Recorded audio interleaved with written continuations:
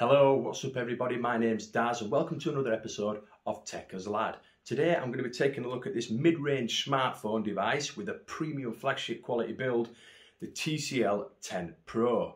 Upon first inspections, it could be forgiven for thinking that the TCL 10 Pro is in fact a high-end premium flagship device, when in reality it's a mid-range spec smartphone with that premium quality build. It has an all-glass front and back with an aluminium chassis, and it has that gorgeous looking Amoled display that just drips off the edges.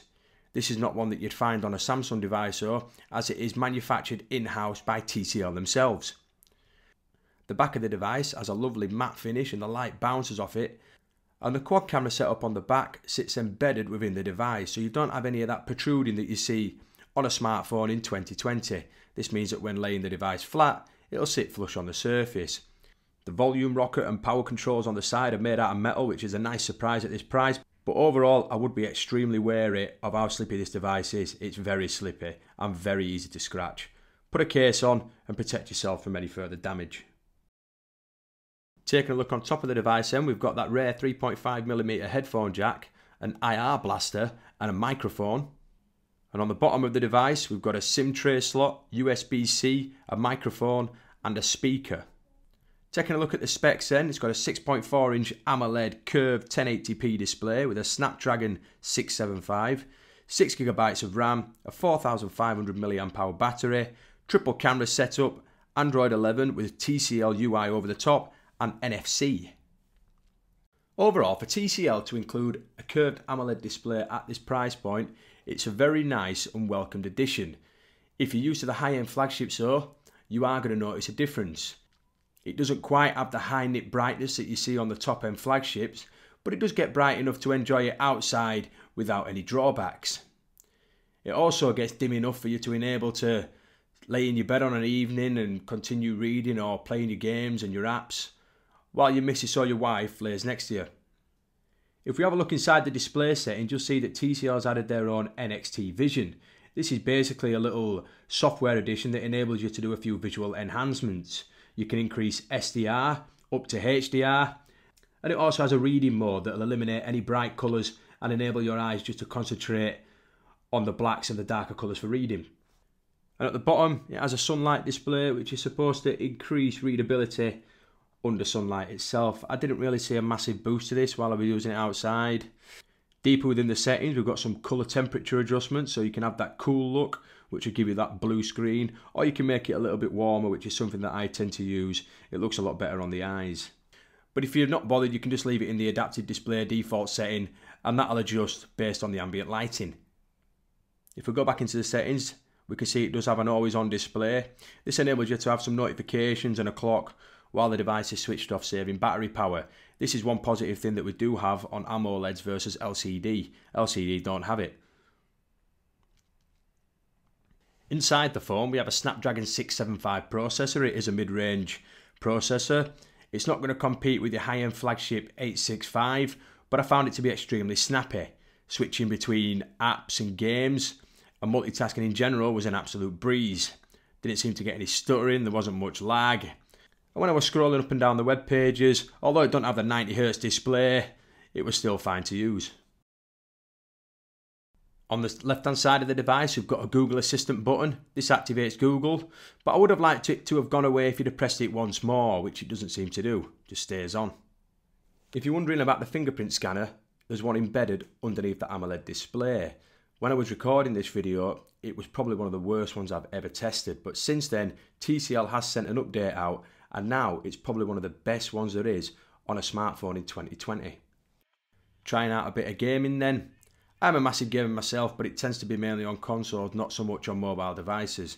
I did give Call of Duty a little whirl on this earlier on, and it held up very well. You're not going to get the high-end graphical inputs and rendering that you do on the high-end flagships due to the mid-range processor, but for general day-to-day gaming and having fun, it'll stand up very well. Contrast is punchy, colours are vibrant, and there doesn't seem to be any input lag whatsoever. For those of you wondering about storage for games, TCL has got you covered. It does have an expandable SD card slot, so you can stick in a micro SD card up to 256GB, and that'll enable you to download those data hungry games. Obviously, if we're leveling the field, it's not going to compete with your gaming phones like your Asus ROG 3, your Lenovo Dual Legion. It's just not going to happen.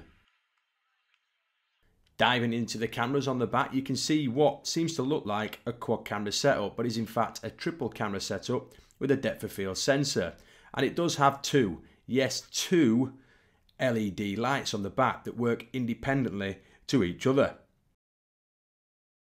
Taking a look at the overall camera specs then, we can see it has a 64 megapixel f1.8 aperture, 26mm wide angle lens, a 16 megapixel f2.4, 13mm ultra wide, a 5 megapixel f2.2 macro for those close-up shots, and a 2 megapixel depth of field to give you that blurry portrait effect when you're taking those all-important selfies and family photos. Overall, the TCL offers a modern, refreshed design in a world where you have very large protruding camera bumps. It's definitely a conversation starter when you're placing the device upside down. Not many people know what this is. I think it gives TCL their own identity and enables them to push forward in the smartphone market and maybe become a player that Oneplus did when they first burst onto the scene.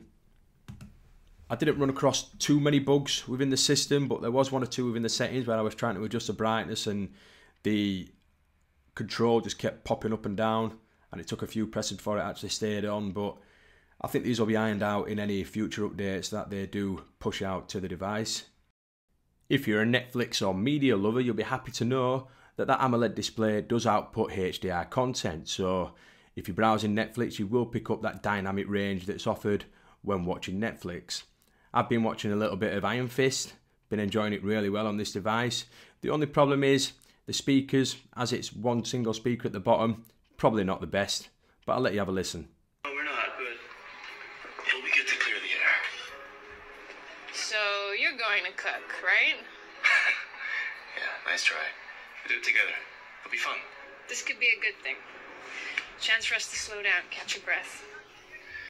In conclusion, if you're looking for a high-end looking flagship device with a curved AMOLED display for £400, then this TCL is probably your best bet. But if you're looking for something higher up, like your S20 or your Note range, you're best off looking elsewhere, as this won't provide the camera quality or the processing snappiness needed to match up. If you've enjoyed today's video, please consider leaving a like and a possible subscribe, and I'll catch you guys in the next one. Cheers.